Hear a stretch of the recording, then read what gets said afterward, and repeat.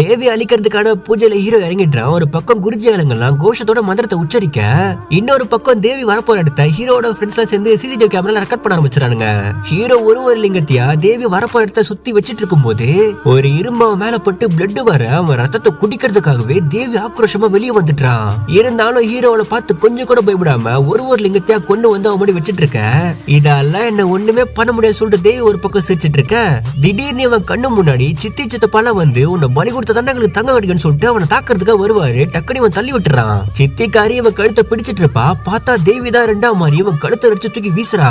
அடுத்து அவன் கூட சேர்ந்து அகோரியா வந்து இவனை கொல்றதுக்காக பாத்துட்டு இருக்கும் போது இவன் சாட்டையை வச்சு அவங்க அடிக்கிறேன்னு சொல்லிட்டு தன்னை அடிச்சுக்கிறான். அவங்க எல்லாருமே அவனுடைய கற்பனை தான். ஆனா அவனுக்கு அது தெரியல. சிசிடிவி கேமரால அவன் பண்றதெல்லாம் பார்த்து ஃப்ரெண்ட்ஸ் பயந்தே போயிடுறாங்க. குருஜியும் ஒரு பக்கம் அவனை சுயநனவு கொண்டு வரதுக்காக சங்க ஊத, இவனும் எல்லாமே கற்பனை புரிஞ்சுக்கிட்டு திரும்பவும் தேவியை சுத்தி லிங்கத்தை கொண்டு வந்து வைக்கிறான். ஆனா இந்த தடவை தேவி அவனை கண்ணாலே கண்ட்ரோல் பண்ண இவனும் ஒரு தூண்ல போய் முட்டுன்னு முட்டி ரத்தம் தெரியுது. அவன் கீழே விழுந்து முட்டுறதை நிப்பாட்ட விடாம தேவி அவனை கஷ்டப்படுத்துறா. ஒண்ணுமே பண்ண முடியாம அவன் படுத்துட்டு இருக்கும் போது பக்கத்துலயே அவன் தலை துண்டா தெரியுது.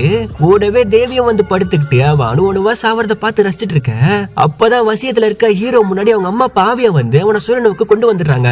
இவனுக்கும் ஏதோ எனர்ஜி கிடைச்ச மாதிரி ஃபீல் ஆகுது. உடனே இவனும் கடைசி லிங்கத்தை கொண்டு வந்து தேவி பண்ணி வச்சிட. கடைசியா லிங்க பிரார்த்தனையும் முடிஞ்சது. ஆனா தேவியோட ஆட்டம் மட்டும் முடியாம இவன் கழுத்தை பிடிச்சு தூக்கி வீசி கத்தி எல்லாம் கொண்டு வந்து இவன் வெட்ட பார்த்துட்டு இருக்கு. ஆனாலும் ஹீரோ போராடி அதான் தடுத்து அவகிட்ட தப்பிச்சிட்டு இருப்பான். ஒரு கட்டத்துல இவன் நெஞ்சிலே அவ குத்த வருவா. டக்குன்னு இவனும் சொல்லிட்டு பிடிங்க அவன் மேலேயே குத்திட. பார்த்தா தன்னை இவன் குத்துற மாதிரி தெரியுது.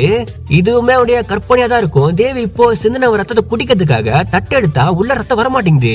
என்னடான்னு பார்த்தா இவன் தான் ஆல்ரெடி லிங்கத்தை தேவியை சுத்தி வச்சு லாக் பண்ணிட்டானே. அந்த பூஜை ஒர்க் அவுட் ஆயிட்டு இருக்குது.